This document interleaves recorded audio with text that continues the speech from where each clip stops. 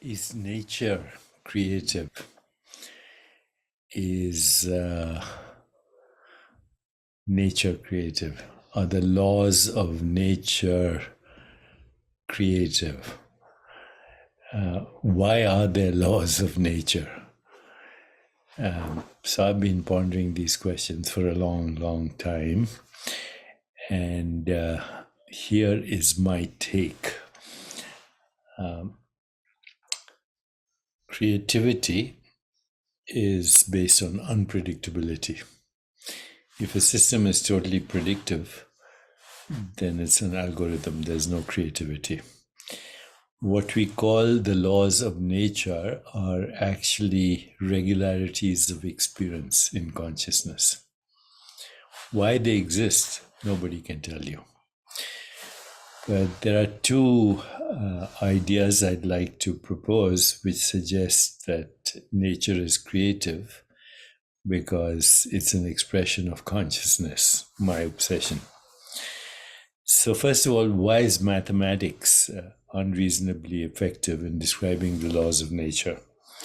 You know, this is a profound question that has puzzled philosophers and scientists for centuries, and it has been referred to as the unreasonable effectiveness of mathematics in natural sciences, a concept explored in a famous essay by physicist Eugene Wigner.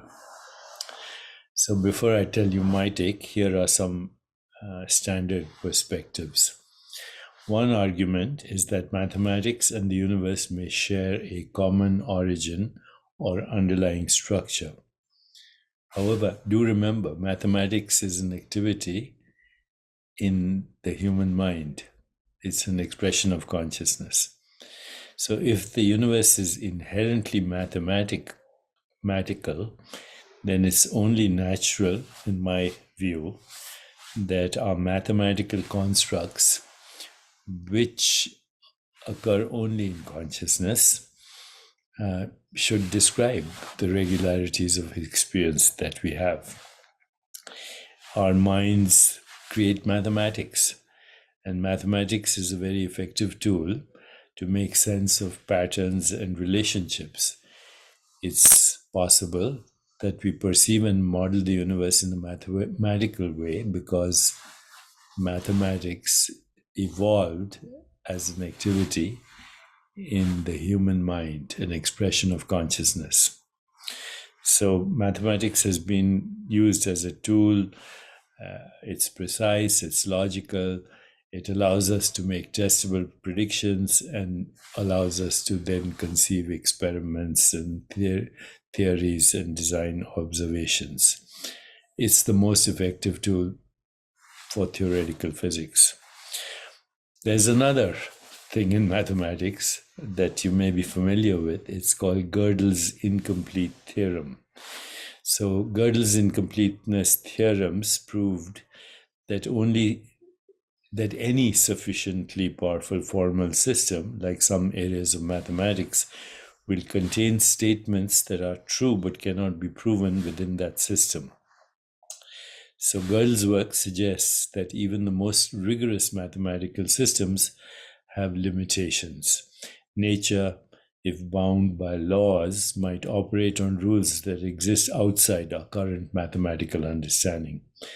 This would allow for a kind of unpredictability that would equate with creativity.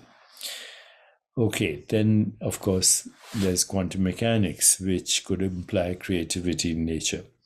Quantum mechanics introduces inherent probabilistic behavior and concepts like superposition that challenge our classical understanding of the world. And there is, according to quantum mechanics, probably a fundamental, what they call randomness. I don't like the word randomness, unpredictability. And there's a fundamental unpredictability, and that could be the source of novelty and therefore a form of creativity. And then, of course, the Copenhagen interpretation of quantum mechanics suggests that the act of observation plays a crucial role in determining reality. This could hint at a less deterministic universe where our choices and observations play a role in shaping the reality we experience. So, in conclusion, both quantum mechanics, Gödel's incompleteness theorem, mathematics, the regularities of experience, at least hint to me that nature is creative. It's an expression or appearance in consciousness of the creativity which is inherent in consciousness. And these ideas that I'm sharing with you touch on the limits of human understanding and the mystery of how the universe functions. And so far, science has no definitive answers to the questions I've raised. So, you tell me, is nature creative? Is nature an expression of the creativity inherent in consciousness? I've expressed my views. Now, I'd love to know what you think.